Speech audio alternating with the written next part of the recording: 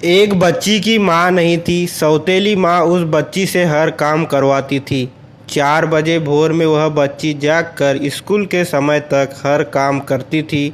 उसके बाद स्कूल जाती थी। सौतेली माँ अपने बच्चों को टिफ़िन देती थी, लेकिन उस बच्ची को टिफ़िन भी नहीं देती थी। लेकिन बच्ची को कोई एतराज़ नहीं था। पिता कभी महीनों में कमा कर आता था। उस बच्ची की सौतेली माँ काफ़ी मान जान करने लगती थी। पिता के जाने के बाद फिर वही कार्य करवाती थी। बच्ची पढ़ने में तेज थी। धीरे धीरे बड़ी हो गई। पिता को विवाह की चिंता सताने लगी। एक दिन लड़की के पिताजी बिटिया की शादी का जिक्र कर दी। सौतेली माँ ने कहा, हमारे रिश्ते में एक लड़का है, दहेज भी नहीं लेगा, थोड़ा गरीब है, परिवार ठीक है। लड़की चूंकि पढ़ना चाह रही थी, लेकिन ज़बरदस्ती मंदिर में विवाह करके उसे उसके ससुराल भेज दी। लड़की जब ससुराल गई, उसे अपनी बदनसीब किस्मत सोचकर कुछ बोली नहीं। लेकिन लड़के ने कहा, आप बुरा न मानो तो एक बात कहें।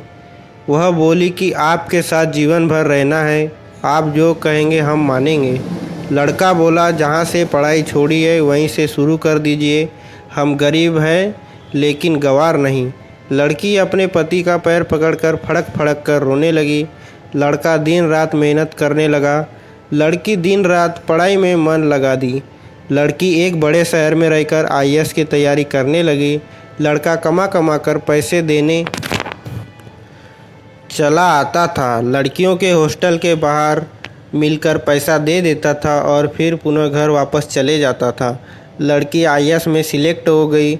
वह आईएएस की ट्रेनिंग पर चली गई और किसी दूसरे प्रदेश में डीएम बन गई। संयोग से लड़का पता लगाकर जब वहां पहुंचा तो लड़की की सारी व्यवस्था देखकर लड़का खुद शर्मिंदगी खाने लगा और वह मन बना लिया कि हम खुद इनकी ज़िंदगी से दूर हो जाएंगे। लड़के की माँ की तबीयत खराब थी। लड़का हफ्ते भर से मिलने के लिए प्रयास कर रहा था, लेकिन कोई मिलने नहीं दिया। ठंड का मौसम था। डीएम साहिबा का कंबल वितरण का होल्डिंग लगा हुआ था। वो भी सवेरे से लाइन में लगकर खड़ा हो गया। जिसमें 5 गरीब चुने गए, उसमें वह लड़का भी था। डीएम साहिबा गाड़ी से उतरी और एक एक करके कंबल देना शुरू की। जब 5वें आदमी को कंबल देने की बारी आई, वह लड़का अपना मुंह तौलिया से बांधे खड़ा हो गया। डीएम साहिबा जैसे ही कंबल हाथ में दी, लड़के की आंखें नम हो गई और धीरे से बोला कि साहब, मेरी माँ की तबीयत खराब है, माँ को यही लाया हूँ। आप सरकारी अस्पताल में फ़ोन कर दीजिए जिससे मेरी माँ का सही इलाज हो सके।